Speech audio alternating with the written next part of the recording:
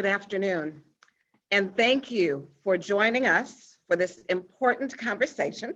My name is Dr. Eve Hall, and I serve as the President and CEO of the Milwaukee Urban League. MCUBE is transforming the future of our young people and the Milwaukee communities through the power of public education by multiplying the impact of Milwaukee Public Schools, Milwaukee Area Technical College, and the University of Wisconsin-Milwaukee. Many of you joining us today know MCUBE, but for those who don't, this MPS, MATC, and UWM partnership has helped increase MPS high school graduation rates, helped more students get prepared for college by completing the FAFSA, that's always a challenging word, and increased the number of MPS graduates going directly to college. And now the partnership is beginning to see the greater college level success on which the organizations have been focused. More MPS graduates are successfully completing college level math and English and continuing on to a second year, both at MATC and UW-Milwaukee. Still, equity gaps persist at MPS, MATC, UWM, and at K through 12 and higher education institutions across the state and country. Data slide.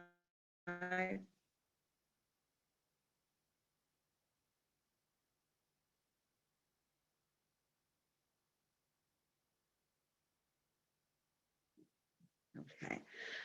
So on this slide, you can see graduation gaps between white, Black, and Hispanic students at all three institutions.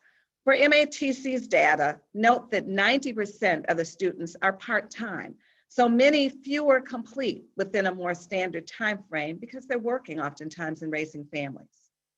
And not coincidentally, Milwaukee and the surrounding region consistently appear at the bottom of lists we don't want to be on. Most segregated, the most incarcerated zip code, and even being ranked among the worst regions for Black people in the US. Through today's event in the MCUBE Education Transform series, Dr. Keith Posley, Superintendent of Milwaukee Public Schools, Dr. Vicki Martin, President of MATC, and Dr. Mark Money, Chancellor of UWM, will share how they're working to eliminate equity gaps so all students can succeed. They'll talk about what each institution is doing, what they're doing together, and how closing educational equity gaps can address so many of the other equity gaps we see in income, housing, employment, and more. This series is sponsored by these MCUBE Advisory Board members: Joanne Anton, Director of Charitable Giving, Herb Cole Philanthropies; Ellen Gilligan, President and CEO, the Greater Milwaukee Foundation; Linda Gorns Levy, Partner, General Capital; Jose Olivieri, Partner, Michael Best and Friedrich, LLP; Mark Sablejack, Founder, Owner of Sablejack and Budish; Tim Sheehy, President, Metropolitan Milwaukee Association of Commerce; and Julia Taylor, President of the Greater Milwaukee Committee. Dr. Posley, Dr. Martin, and Dr. Money will also be taking your questions, so please submit them now through Q&A feature right here in Zoom, and you may do it at any time during this presentation. So let's get to the heart. I want to open by asking the question, which is at the heart of today's discussion, and that is, how are you working to close these gaps at your institution? And we will begin with Chancellor Money. Dr. Hall, thank you for moderating this discussion today. It's just an honor to have you serving in this role. We really are going to share how we're answering this question together. There's some great things that we're doing individually, but the power is in what we're doing together. This issue that you surfaced in your introductory comments is perhaps the most vexing issue facing Wisconsin. The issue of achievement gap, the inequities, the data that you shared. This is simply holding too many people back because we know that education is the pathway. It's the pathway to employment. to income, to social mobility, to so many other things. And our community, if you think about so many statistical outcomes that are improved with higher education. So we've got to get this right. That's an imperative that we all feel and we all own. I'll give you a few specific examples at UWM in terms of partnerships. Number one, the scholarship support that we're providing and that which is enabled. And we think about the work that we're doing with the Burke Foundation to support that. This is so important to have Burke scholars that receive the types of work that contributes to our partnerships with College Possible, partnerships with the Boys and Girls Club, City Year, and other activities through that kind of support. It's really important for programs that start in high school to continue into college and for us to support and reinforce those with summer bridge programs, wraparound services. So that's one area. It's about scholarships because of the importance that financial obstacles can bring. Number two, in light of what happened with the pandemic in the last year, we have raised additional funds. We've got a number of different emergency grants. We've got a food pantry. We've got forward scholarships, as well as what I call my Chancellor Student Success Fund. We've raised almost $1 million across those three different areas. Vitally important to recognize the additional support that's needed. I think all of us will talk about the additional technology support that has come through in that area.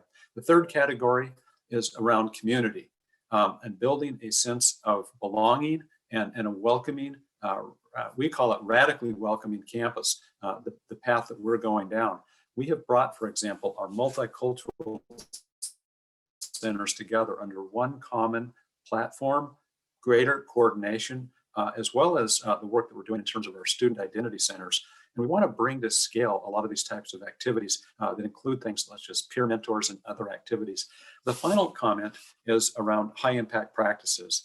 We need to elevate the kind of work that we're doing, things that we've done in the past, but we need to be even more on steroids with respect to those. So that's what we're really putting the pedal down around. High impact advising, we call it invasive advising, really using technology and platforms, mobile devices, so that we can let students know when they've missed that quiz, when their attendance isn't on, using EAB tools, that's education advisory board tools, such as Navigate and the other things that technology allow us to do. Success coaching, writing assistance, summer bridge I've talked about, better tutoring, supplemental instruction. And let me just stand back from these types of details. Oftentimes, we in higher ed have looked at achievement gaps, like you pointed out, and we've said, you know, the two problems that we often have is financial or academic preparation. And if we keep saying those types of things, we're never going to make the changes that are necessary. We need to meet the students where they are. We need to take a look and say, how much of the problem is us? What are we doing to knock those barriers down? So one example of that is that we used to teach math 5 and 6 years ago. We taught math in a very traditional way. Students come into the classroom, the faculty lectures. We've flipped that model. And instead of having remedial or preliminary programs, we now give students credit and we get them involved. We have a lot of supplemental instruction where we do lecturing outside of the class. That's all online. And the students come in and they work on their problems and they share with each other and they go to the board and they teach others. So it's a completely different model. And the success that we've had in terms of changing the format with math is dramatic. And I will say, this is another example of working with MATC and MPS, where our math faculty get together and talk about aligned curriculum and working with a number of different things. And that's the power of M Cubed, where we have a lot of lives at stake, from K-12 at MPS through 2-year and 4-year education at UWM and MPS. The final comment is, I know Dr. Martin is going to talk about this, but you want to talk about closing the achievement gap. Moonshot for Equity is going to be huge. So I'm just going to give a little foreshadowing, tease a little bit, but you're going to hear more about that. Back to you, Dr. Hall. Dr. Hall, you're muted.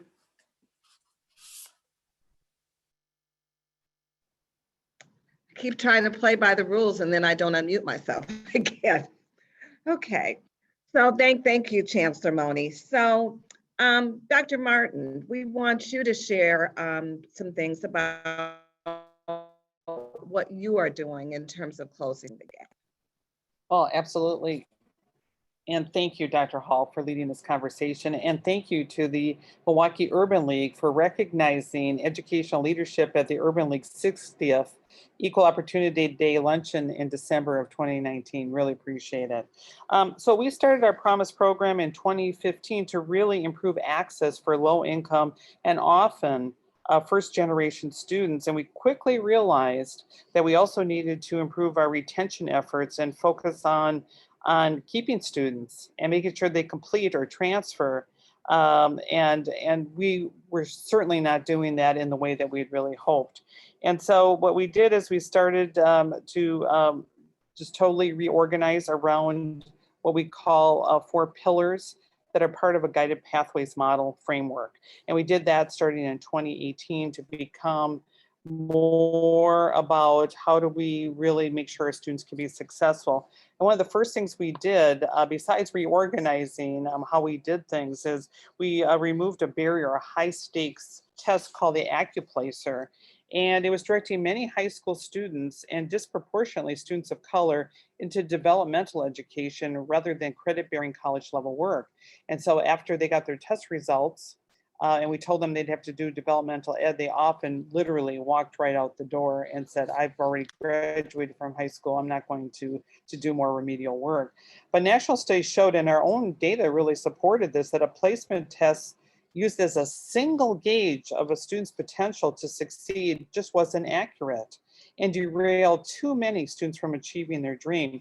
We really found through the research that we need to use multiple measures. In fact, a student's self-reported grade in a course or grade point average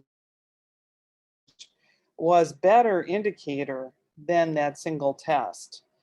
So one example is we had a student who had taken the AccuPlacer many times because people feel as though if I just study for this thing, I can do better if I keep taking it. But once we dropped the AccuPlacer as a tool to really place students in classes, and we started giving her the support that she needed to take the college level classes. And she came through with a passing grade, and she told her faculty her story and what a change it made in her life and how powerful that was to really believe in her and to give her the support that she needed. So that additional support, especially in those gateway courses of English and math, just really lead to greater student success. We've seen it nationally and we're seeing it in our college as well. That's just one part of that truly redesigned student experience to help eliminate those equity gaps. Another component was to take all of our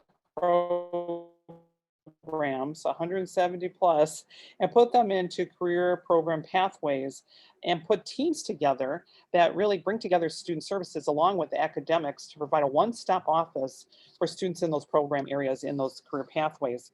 So of course, as we start reorganizing, as I mentioned, COVID hit at that same time that we were in the middle of that reorganization. But we persevered, we moved forward. We said we need to do this for our students. We're almost there. And so this new experience for our students, they have the opportunity to take college credit courses with the appropriate academic and non-academic support in their first semester with us. So they take those early college credit courses also in high school, thanks to our early college model that we're using at Bradley Tech High School and through our own MCube College Connections program. Another thing is we proactively talk and plan around their educational career and life goals at the beginning of their journey. Too many students don't think long-term enough in terms of what jobs or if they want to transfer on to a four-year institution. And that conversation has to happen early so we can plan appropriately. We wanted to make sure that they had more mental health support. So we increased the number of METC licensed professional counselors, access to food through our Hunger Task Force partnership, more affordable student housing. Many of you maybe read it in the newspaper, and we're going to be doing that starting in August with the Journal Sentinel Complex, and just more links to community resources. And students reach their goals, including those four-year transfer opportunities through our new Center for University Partnerships and Studies, allowing students to complete a four-year degree while they're on our campus working with partners. And UWM certainly is one of those partners. As you also heard, we offer emergency scholarships. Compared to last year, we're up over 400%. It's called our Dream Keepers program. It's just, we always say a car repair bill away, or just the rent payment away from dropping out of school. So I look forward to talking more about our collaborative efforts to ensure student success in just a moment. But that's what we're doing right now. Thank you. Thank you, Dr. Martin. Between you and Chancellor Mone on that post-secondary level, we're really blessed to have you so committed in doing the work that you're doing. So Dr. Posley, talk to us about MPS. What are you doing to close the gaps? Good evening, Dr. Holland. Thank you for hosting us this afternoon. And it's always a pleasure to be here with my esteemed colleagues, Dr. Martin and Dr. Mone. And I just want to say one of the things that the Milwaukee Public Schools core beliefs are to equity drives all decisions that we make within the district. And what we have done is taken a closer look at our equity policy and our equity work around the district. And just last fall, we instituted an Office of Equity, Access, and Inclusion. And out of that came this collaborative guide book that we are working with throughout the district. And it focused on some key areas that has been able to drive our work within the district. And one of those areas is equity in academics. So looking at how our high quality instructions in our classroom, culturally responsive teaching and pedagogy, and an inclusive curriculum for all of our learners. And then we are also looking at equity and cultural awareness and responsiveness. So that's an area that we're looking at, and how we embed restorative practices in our daily teaching and our practices. And then the big one that is out there that we're constantly sharpening the saw on is our equity in human resources, making sure that we are recruiting and retaining diverse, culturally competent staff for our students that are prepared from pre-K through 12th grade. And we can't do that without this whole thing around equity and finances, so that we're making sure that all of our allocations around finances is driving the budget in our schools, and being able to put all of those dollars into the school to make sure that we are moving forward in the right direction. And then that last piece is this whole thing around equity for students, family, educators, and community stakeholders, and how we interchange and work together. And that is how you will talk about later, how we work with MATC, UWM as well. But with that, some of the things that we have done out of this framework is our high quality core instruction, focusing in with our ambitious instruction 3.0 in the area of math, reading, and writing, with a laser focus on student achievement and making sure children are moving forward in those areas and mastering those skills. We have a movement around restorative practices within the district to make sure that all of our staff has received the professional development around restorative practices, and those restorative practices are in everything that we do as we go forward. We have also have an alignment with our curriculum to make sure that we have ethnic studies teachers in all of our high schools and one of our middle schools. So we are making sure that that curriculum is grounded in our work and looking at the cultural responsive practices as we go forward daily, and closing that piece and that loop around anti-racist, anti-bias work from the top down throughout the organization, to make sure all of our employees in the district has gone through that type of professional development opportunities. Thank you. All right, thank you, Dr. Posley. And again, thank you, Chancellor Mone and Dr. Martin. So we've heard from you three in terms of what you're doing as individual institutions, but MCUBE came together for a reason. It was around what you do collectively, most importantly. So can you speak to what you're doing collectively? And this time I'd like to begin with you, Dr. Posley. All right. One of the things that this has been an amazing partnership, and one of the things that I can truly say, this unique partnership between the three institutions have fostered a number of great things for young people across the city. I'll start with the student job fair. Right before the pandemic, Dr. Martin and Dr. Moni and I were at UW-Milwaukee hosting a number of employers from around the city with over 900 of our young people, giving them those real life experiences and exploring career options. And a number of those individuals walked out of the door with jobs in hand, and the excitement was truly in the air. And this is something that has been truly ongoing.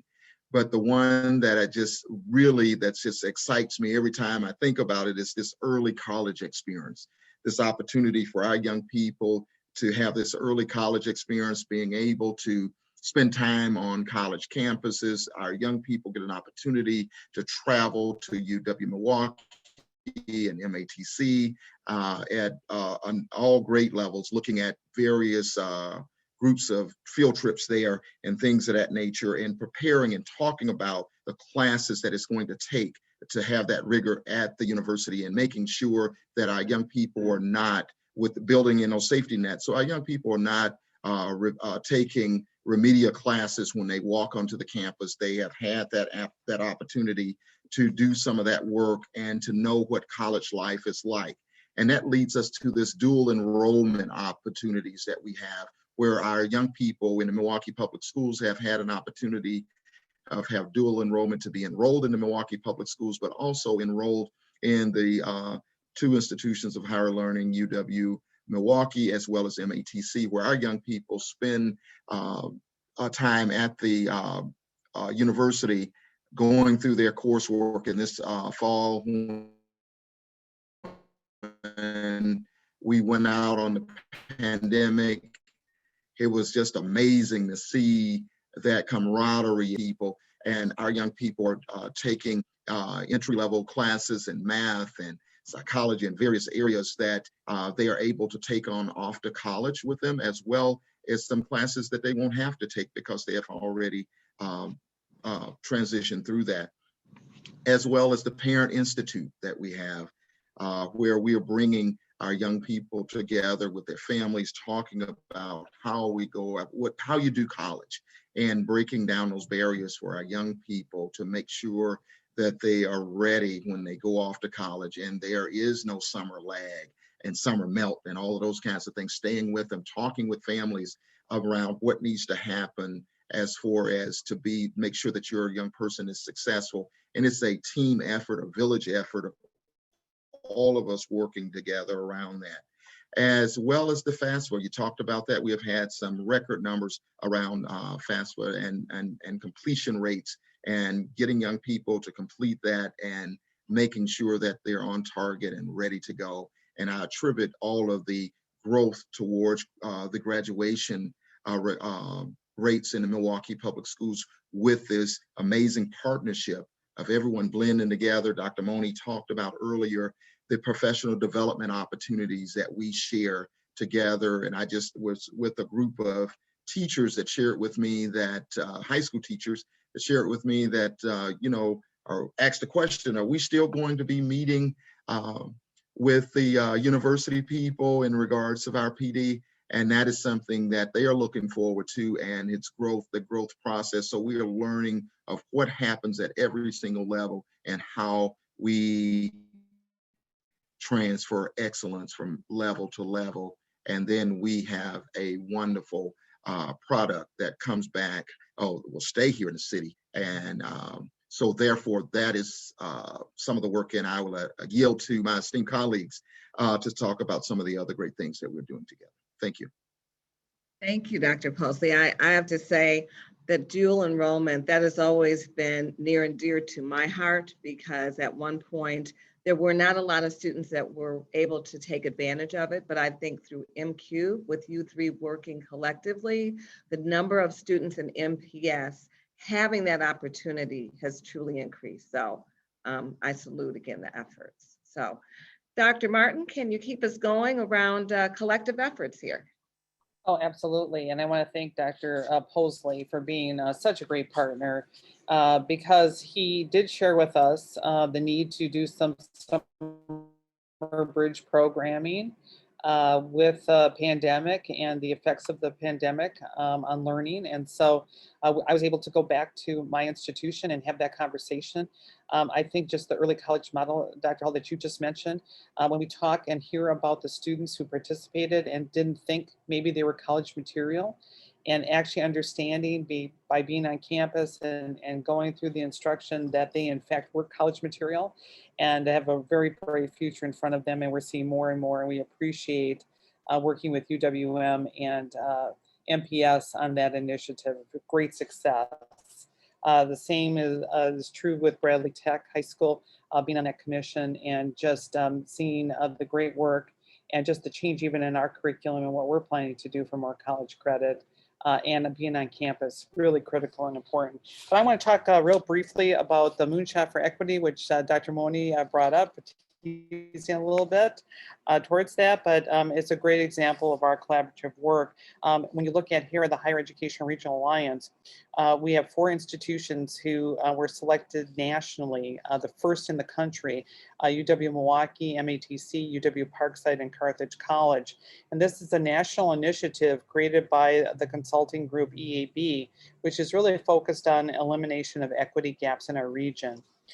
They're going to bring in national experts, and that was part of the draw to this. Dr. Tim Rennick from Georgia State, who demonstrated to us that it may take a long time, but if we really do the right things and use best practices and really work together, we're going to be able to get towards eliminating those equity gaps. They also were talking about Dr. Sean Harper, who is an expert in race and equity from USC's Center for Race and Equity, to come in and to talk to us about what they have done nationally and what are those key initiatives we should be thinking about and what is the curriculum that we should be developing as well. We really want to make sure that in our region and between our 3 large urban public institutions that we're going to be working together on that culture change. It's really going to take that change leadership that we think is going to be important, that I think between our 3 institutions that we've exhibited, I think that we're going to be able to take those best practices, the research that's out there, and be able to apply it. UWM and Dr. Moni is way ahead of us. They've already used some of the software platforms. They've already listened to Dr. Harper. They've already implemented a number of Dr. Tim Rennick's best practice pieces, and they're seeing great results already, and we're going to absolutely catch up. So there's going to be we're going to be focused collaboratively working on things like hold reform. We're going to audit registration holds that prevent a student from moving to the next semester to eliminate some of that burdensome barriers to our students. We're going to have more retention grants that we talked about, those emergency funds, which are so important, coordinated care to make sure that all of our areas are working together to support our students, but also then working with our community to get additional support that they may need. And we've already talked about excuse me, transfer pathways. We want to really increase the number of college credits that students are earning, and to do it where we have debt reduction so that students are not in debt. Excuse me. We choose to participate in this Moonshot, especially during these challenging times, because we know it's a moral imperative that we move forward on these initiatives for all of our students that desperately need what a college education can offer them, and to get the kinds of family sustaining wages and the jobs that they desperately need. Thank you.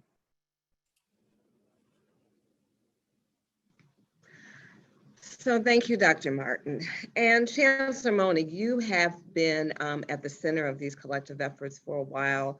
I know you'll be speaking again about something else that you helped to lead. So I just also want to congratulate you on your consistency in using the equity lens and all that you're doing and bringing people together around the discussion. So can you close us off on this particular part of the discussion around the collective efforts? Thank you, Dr. Hall. I appreciate your kind words. You know, let's just reflect for a moment on what you just said. Collaboration around equity lens. Why is this so important? You know, it's as I said at the outset of my comments, it's truly one of the most vexing issues facing the state. And why I say that is let's look at graduation rates, but let's start earlier than that. It's not just high school. It's not just middle school or elementary school. It starts before that. This is why it's so important that organizations like Milwaukee Succeeds and the Greater Milwaukee Foundation have said, we're going to focus on preschool, early childhood education. It's so foundational. We look at the kind of work that Tim Sheehy is leading with the Milwaukee Metro Association of Commerce around a region of choice, recognizing that we're leaving simply too many people behind. And it's not just from the business imperative. It's not just the fact that we've got a workforce shortage. There's a moral imperative. There's realities of what's happening in our state. We have the power to do that, but we cannot do it alone. And that's the most important point about collaboration. The problems are so big, we need everybody to weigh in. And that's why I'm so pleased such an important audience is what we have on this call today, where we have so many of our valued partners that are at the table. Keith Posley, Dr. Posley, I couldn't ask for a better partner from the K-12 perspective. I remember you referred to our job fair that we did. It was the last event that we had before we shut things down. And we had a conference call the night before, and everybody was shutting down because of the pandemic. And we said, we've got to go through with this. There's potentially 900 or 1,000 young people whose lives are really at stake in terms of employment opportunities, career building, confidence building. That's what it's about. So we did that. And I look forward to having that again. More broadly, Dr. Martin, you just spoke about the moonshot. And just a quick comment before I share a few more collaborative efforts. There was a WWM radio interview that Dr. Martin, Dr. Tim Rennick from Georgia State and I did a few weeks ago. And I'd asked Vicki Martin, who's on this call, if she could post that to the chat, that interview link, if you're interested in hearing more details about the moonshot. But this is a very, very important initiative with Carthage College, UW Parkside, MATC, and UWM. Now, in terms of the things that we're doing, M cubed, I'll tell you, there's power in this relationship. That's not just a word, M cubed. It's not just a phrase. It's the true exponential power where you have the three most sizable public institutions of their type in the state that are driving this participation together. We've got north of 120,000, maybe as many as 130,000 lives at stake. This is significant. So we've brought people together. We've worked on curriculum alignment around science, math, reading, writing. We're working on the types of things you've been hearing about in terms of peer mentoring, early college enrollment, job fairs, parent workshops. We've reached out to individuals, and you should hear the testimonials from these students through these types of activities. Dr. Posley talked a lot about this early college program, and we call this work the College Connections. And it's so gratifying to have had 200 students that have gone through, that have saved a lot of time, they've saved a lot of money, they've built credits for college. But you know what they've really done? They've overcome the most significant hurdle. And that hurdle is, I don't know if college is for me. I don't know if I can make it in college. They know they can now. They have got the confidence and they've got momentum. We need to scale this up. It cannot just be a few hundred people. We have plans to do that, but there's resource intensity. Most of you know as parents or educators how important those early experiences are that set the stage for future additional development activities, future college successes. We need to bring that to earlier stages. And it doesn't, again, just start as junior and seniors in high school. It really is a preparatory program. So it's really neat to see the kinds of things that we're doing. The final area that I would talk about is HERA. And Dr. Hall, you're an important part of so many different activities, the things that we're doing. HERA is the Higher Education Regional Alliance. HERA. You're going to hear more about it. You've been hearing about it. I'd ask Vicki Turner to also put a link to the HERA website, and you can learn more about how you can be involved. But what we're about is that's all 18 post-secondary institutions in the region, every single one, public or private, 2-year or 4-year, in the southeastern 7 counties. We're joined by 11 community-based organizations and partners. Those include Leading the Way, Milwaukee Urban League. Dr. Hall, thank you for your engagement. We look forward to more work. Hispanic Collaborative, Hispanic Professionals of Greater Milwaukee, GMC, M7, Milwaukee Succeeds in Racine and Kenosha, the Higher Expectations Group. We've got Elevation, Employ Milwaukee, and WEDC, as well as other national founders, partners that are helping us in that work. We're focused on 3 goals. Number 1, college completion, much of what we've been talking about. We need that to start even earlier. The second goal is how we can work together better around integrative programs. Those include transfer from 2-year to 4-year, transfer across all our programs, badging and certificate programs, things we can do better together than alone. And the final is stronger linkages with employers. We have 150,000 college students in the 7-county region. Not all employers tap into all of that talent. There's a lot of diverse talent. There's a lot of great talent. We graduated over 104,000 students in 2-year, 4-year, and certificate programs in the last 4 years. A lot of that talent doesn't necessarily make it if they don't work with the linkages that we've created. So go to that website. You'll see it in the link. And you can, if you're an employer, you can tap into through Handshake, through some great technology, ways to access the diverse talent that's happening, graduating and developing in this region. So that's something that is pretty exciting beyond what we're doing with MQ. Dr. Hull, back to you. Okay, thank you, Chancellor Mone.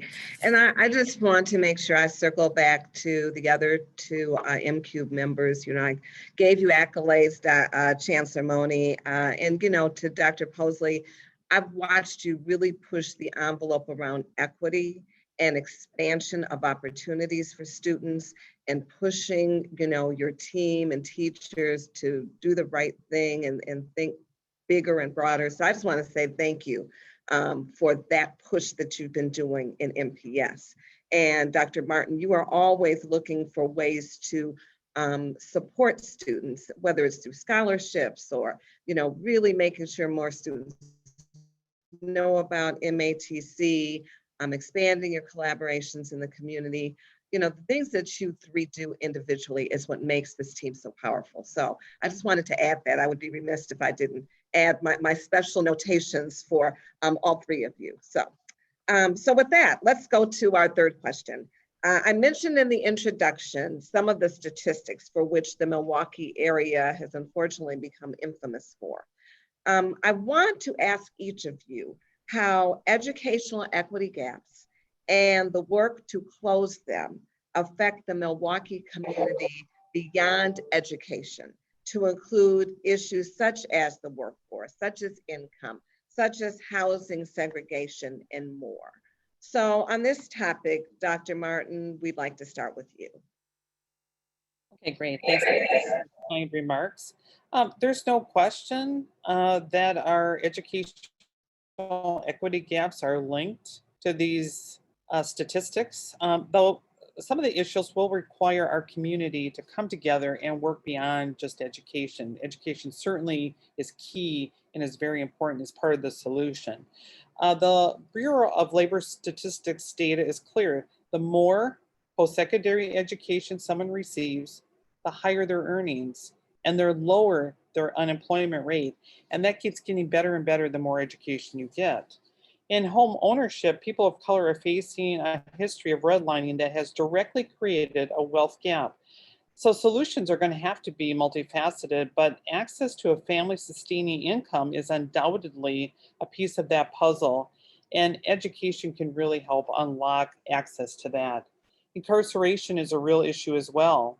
What we can offer at MATC is our partnership with the Wisconsin Department of Corrections. We have a really strong relationship right now.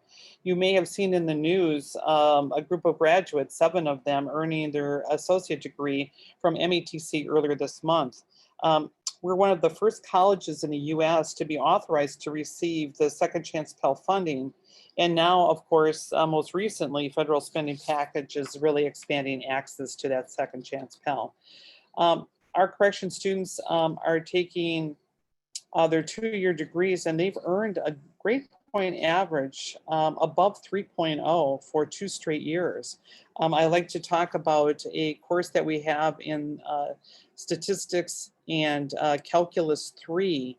And we have what we call a connected classroom, where we have our regular students sitting in a classroom, and our faculty member is also seeing, and the students can see in the prisons, the other students in the classroom, and they are all taking that advanced calculus course together.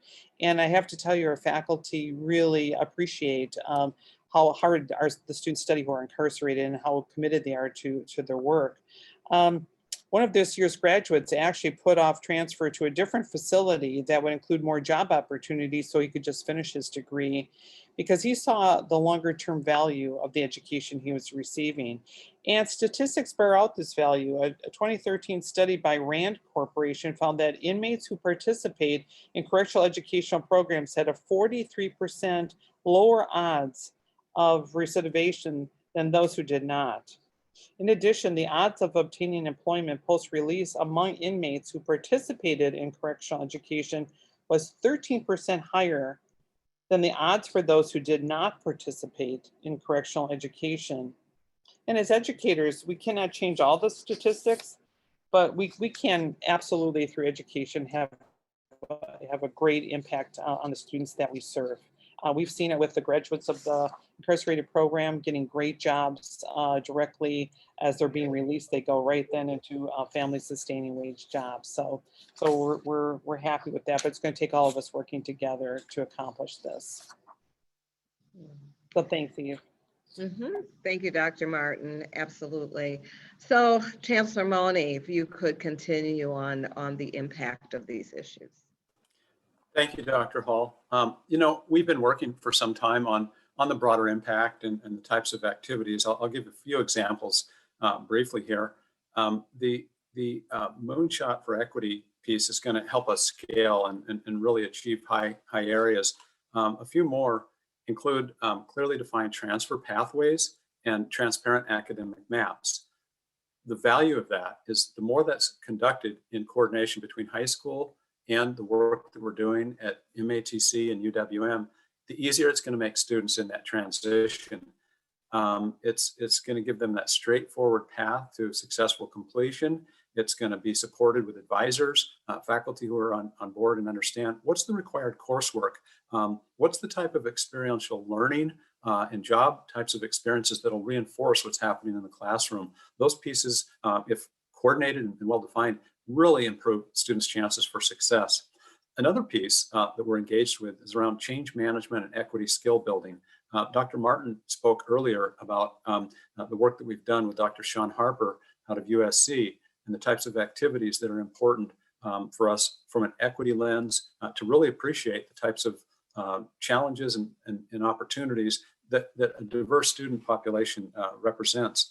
We know to make more success realized, we've got to have a welcoming campus climate. We've got to really support students wherever they are in terms of retention and ultimately graduating. I oftentimes say it's not just time to graduation, it's time to paycheck, reinforcing what Dr. Martin talked about in terms of the role of education in employment, the role of education in quality of life, social mobility.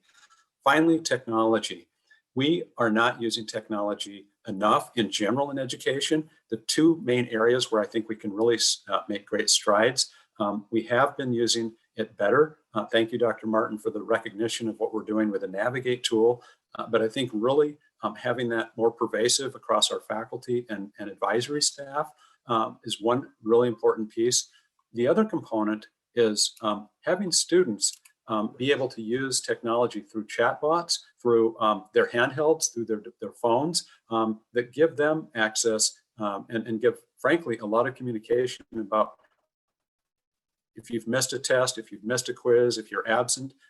We need to be invasive with respect to that, really keeping the tracking going well. So those are some of the things that I think are really important to continue to scale, to continue to reinforce this work, Dr. Hall.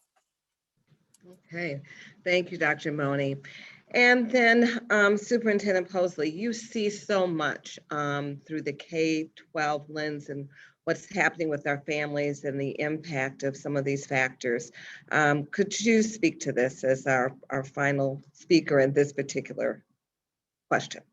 Thanks. Thank you. Would love to. And I just reflect on one of the African proverbs around it takes a village to educate a child, a village to raise a child. And that is what I see on a daily basis. And when you look at this whole piece, you got a number, we talk about the village. The village is here today. You got people from education, the business community, all walks of life in our community. And it's going to take all of us blending together, because when you talk about workforce, income, housing, and segregation, and those kinds of things, all of those things are byproducts of education.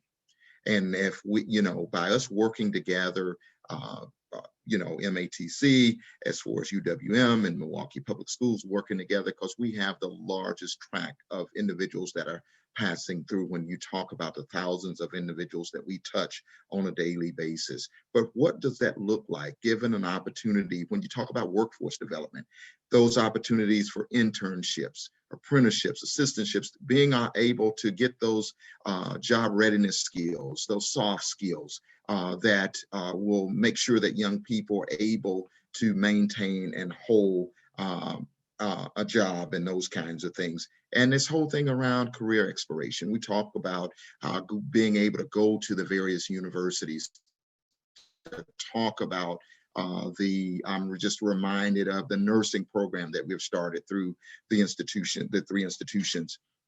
How do we introduce individuals to career readiness type of activities and get some on-the-job training right out the gate so that we can, move this thing forward? But the other piece that I would say is that we cannot forget our parents. And the parents of our young people that we're dealing with, as well as that's something that you see that we're doing around this whole college, being successful and getting through college is knowing how to play that game they call schoolmanship. How do you manage to get through and matriculate through those universities, and what needs to happen? Those same kind of nurturing kinds of things that we need to do with our families here in the community as well. Because if our young people are successful, it benefits the broader community. And we have to constantly find ways to ensure that we're able to benefit the broader community, and no other way than through a quality, wholesome education.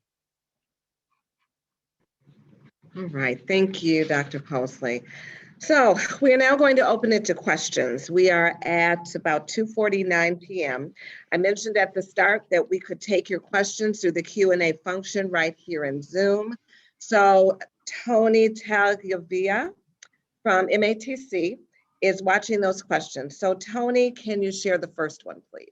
Sure. Good afternoon, and thanks for the great questions. We've had as many as 215 attendees, and that's great to see. So we'll open with a question for Dr. Mone, and this one is about mentoring. And the question is, how does your organization and anything with M-Cubed support mentoring efforts to help youth stay socially connected and assist them in navigating equity gaps?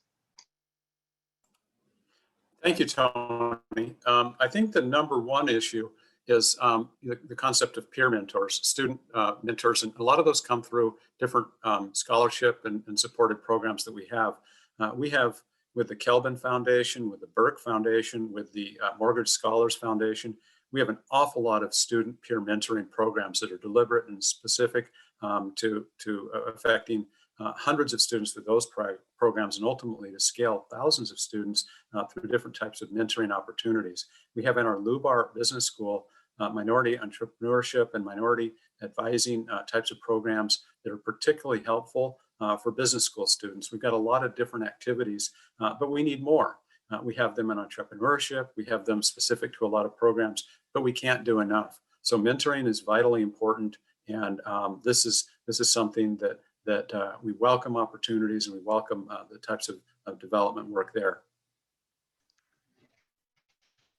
Thanks, Dr. Mone. The next question will be for Dr. Posley, and the question is, how many high schools offer dual? Tony, all of our high schools, all 26 of our high schools offer dual enrollment. And that was one of the things when we did the dual enrollment piece as a unit we wanted to talk about, want to make sure that children get that opportunity, because we did not want just students from IB schools to get it, or children that are taking AP classes. We wanted all of our young people to have an opportunity. And we have over 125 students currently this year taking a dual enrollment class. And And our dual enrollment class, it's a broad ranges of different areas, and our young people are very excited about the opportunity. Thanks, Dr. Posley. The next question is for Dr. Martin, and the question is, for higher education, should we continue remedial classes versus tutoring within regular classes? Yeah, for us, I think we were doing remedial classes, and we probably will always need to do that if the student doesn't have a high school diploma. And that's how we've sort of divided it out. We're assuming that if they graduated from high school, that they're ready then to start doing college work with additional support. But we know that we have English as second language learners. We've got other folks who are working on their GED and HSAD. So they're going to need to have some of those other skill sets, both for employment and for continuing on with earning credentials. Thanks, Dr. Martin. And the last question that I think we'll have time for right now is, and it could be answered by anyone who feels like they have something to share. Are there resources provided for mental health services for students? Maybe I'll start. Absolutely, the answer is yes. And we know that mental health needs have been growing for at least the last decade significantly. We can't begin to keep up. That's one of the most common issues in higher education today. I think today in K-12, we're seeing that issue at a more acute levels. We have our Norris Health Center that has dedicated professionals for counseling. We have this for employees through our EAP programs, but we have increased. And just today on a call with Governor Thompson, who's our interim president of the UW system, we talked about specific initiatives. We've been having further discussion with the Board of Regents for the last couple of years exactly about both mental, physical, overall behavioral health issues on our campuses because the needs are so great. So we look forward to pursuing and developing programs that help students, whether it's around the support side or if students sometimes need to step out, the medical withdrawals. But we do have resources. They're never enough. Dr. Hall not only has many hats that I've talked about here, but she's also serving as a regent. And she knows quite well the types of discussions that we've had, how we've brought this forward, and the regents have engaged and underscored and raised really important and valuable questions and given guidance about how we can have even better programs on our campuses for the real needs that students have today. Thanks, Dr. Mooney. And if either of the two other speakers want to share anything briefly on that, and then we'll hand it back to Eve. We'll try to answer as many other questions as we can by email, but thanks for all the great ones. Tony, I will add that we have social emotional learning for our staff as well as our students. So making sure that we meet those needs and with our students as well as our staff. We have also increased our staff in the areas of our school psychologists, school social workers, and school counselors, and a lot of support staff, and working with a number of different outside agencies to support that trauma-informed care support, a number of different things. And with our trauma-informed care, we are also doing the trauma-informed care within our school communities. So in the 53206 initiative, we're providing trauma-informed care because we know that some of those things start at home and may find itself at school, but the idea of how do you work with the whole entire family structure. So we're working with our students, we're working with our parents, as well as working with our staff. And we also have a mobile trauma team. However, during the midst of the pandemic, we are not being able to travel, but we are able to do it from a virtual standpoint or from a tele standpoint. Yes, and I think I mentioned earlier about mental health, and this is a national crisis, and certainly we're seeing the effects. And so we've reorganized. We've taken a lot of our licensed counselors and we've put them in an area where our students can easily access them, as well as we have EAP to help our employees, and we're working with the healthcare providers to look to expand that. But we'll also work with our community partners as well on that.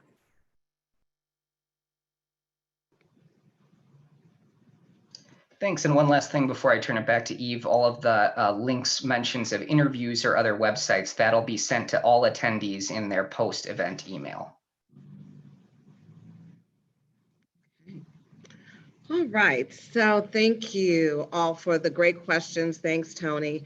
So we will work to answer the questions we couldn't get to in today's session, so watch for a message regarding those questions. But before we close, I want to give each of our panelists a chance to just share a brief closing thought. Let's begin with you, Dr. Posley. I just want to say thank you for the opportunity to share. And just like I said earlier, it takes a village to educate a child. We need each of you every day to support what we do with our young people from kindergarten through 12th grade, and as they continue the K through 16 spectrum. It has been an honor to be with my two esteemed colleagues, as well as you, Dr. Hall. Thank you, thank you, thank you. Thank you. Dr. Martin? Yes, I would also like to thank everyone for attending today so you could hear more about our M-Cubed initiative. Thank you, Dr. Hall, for your support always and for moderating today. To my two partners who absolutely make it a joy to try to figure out ways to help our students collectively to do much better, to make our community better. It's something that we are all definitely focused in on. It's a key mission. Urban public education has never needed more support than it does right now. So definitely appreciate having this as one platform for us to have that conversation. So thank you. Thank you. And finally, Dr. Moni. Thank you, Dr. Hall. Boy, this is tough. You know, everything's been said. I just haven't had a chance to say it all. Dr. Posley, Dr. Martin, Dr. Hall, amazing work that you do every day. It's an honor, it's a privilege to serve with you. Thank you for everything. And of course, sharing this platform is key. And thank you to all the participants. We need your help. And I'll end on something that I've said before. The issues are so big, we can't do it alone. And unlocking the potential for our students, keeping it there, helping them. This is the most important thing we can do with our jobs and frankly, with our lives. I think it's just that important, helping others. If we're not here to do that, why are we here? So to me, that's profound.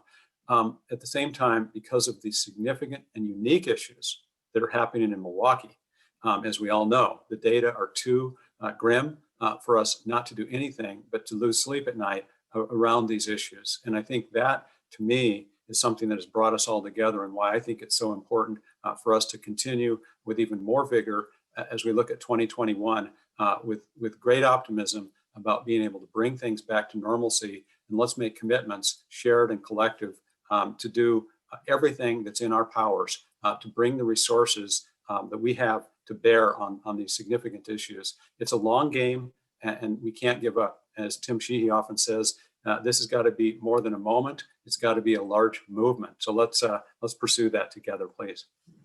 Thank you. Thank you, three. And just thank you to all who have joined us today. You heard discussion about completing the FAFSA. And that FAFSA is truly an equity issue because it makes a difference for so many as to whether they are able to go to school or not. And we don't want them to miss that access opportunity. Before we go, I want to ask each of you to talk to every high school senior you know and ask if they have completed this form. I also want each of you as audience members to be able to share your thoughts with the leaders at MPS, at MATC, and at UWM as well. When the webinar closes, you will see an opportunity to weigh in. What didn't you hear about today that should be a focus? And what's your takeaway from today's conversations? And most importantly, what actions can you take to help close those gaps? If you don't see the window or you want to take a moment to reflect, you'll get those same prompts in an email after today's meeting. You'll also get a link to sign up for our M-Cubed newsletter. Your feedback will be shared with the team working on M-Cubed and can help shape both their work and future conversations like this one. Thank you again, and for your time and for your interest in an issue that is perhaps more important than any other to the success of our entire community. Thank you for joining us and have a great rest of the day.